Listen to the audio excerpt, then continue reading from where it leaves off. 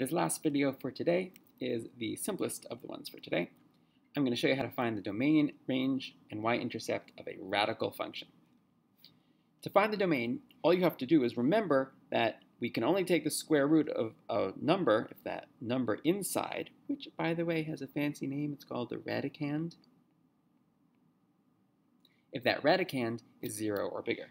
So what I'm going to do is set the radicand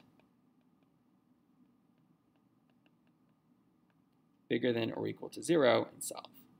When I use that phrase, set the radicand greater than or equal to 0, what I'm saying is I'm telling you that the radicand, 6 minus 4x in this case, has to be bigger than or equal to 0, and then based on that fact, I'm going to figure out what x could be, or has to be. Subtract 6 from both sides, and divide by -4 on both sides. Notice that that division, when I'm dividing by -4, it does flip that inequality symbol around. And I'll reduce 6 over 4 to 3 over 2. So x is going to have to be less than 3/2. To find the range, it's a little bit less mathy, more intuitive. To find the range, remember that the original function, the parent function, for a square root looks something like that, and the range is from 0 to infinity. So the only thing that can change the range has nothing to do with what's going on inside the radicand here. Has nothing to do with any of that, because that's only changing the x values. The only thing that changes the y values is the k can raise it up or down. Doesn't really matter if it goes side to side. That doesn't affect the range.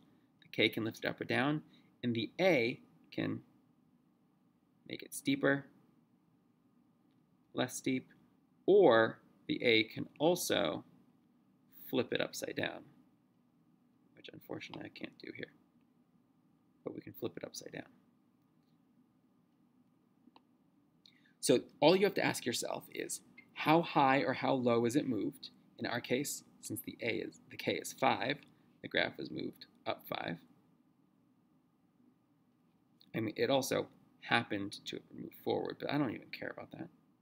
It has nothing to do with the range. And then the question is, does the graph get flipped upside down?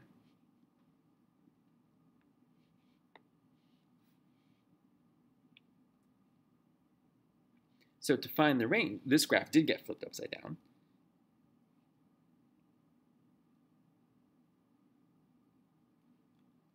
Also move backward, flip backwards in this case. So since the graph was flipped upside down, that means the range is going to go from -infinity to as high as we got it, which is the k. So the range is, to find the range, in this case it's from -infinity to 5, but more broadly speaking, it is either from k to infinity or from -infinity to k. All you have to do is decide whether it's upside down or not. So the graph will be from k to infinity if a is negative, no, if a is positive, and the graph will be from -infinity to k if the a is negative.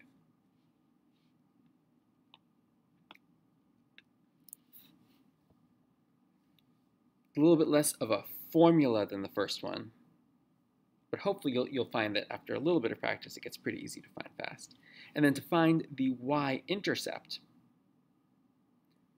same thing we were going to do for every other function all year long. Just find f of 0.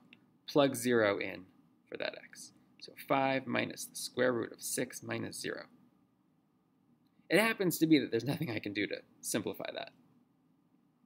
The square root of 6 can't be simplified.